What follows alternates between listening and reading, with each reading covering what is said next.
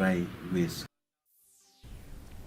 A two-day national workshop was organized by the Sankardev College in preparation for the G20 Janbhagidari events on the implementation of NEP 2020, with special emphasis on the foundation literacy and numeracy under Nipun Meghalaya.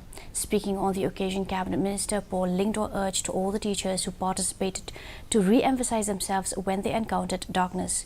He also said that we should encourage each other to re-emerge Meghalaya as a hub of education and learning.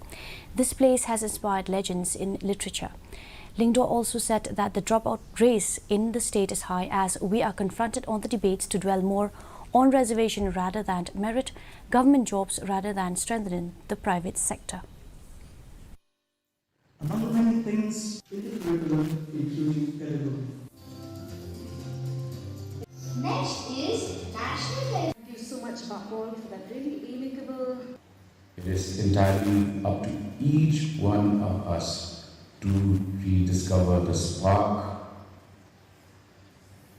revisit our history, and to also know that this place has inspired and given birth to folk tales, legends, poetry, literature of what I would consider amongst the best in the world.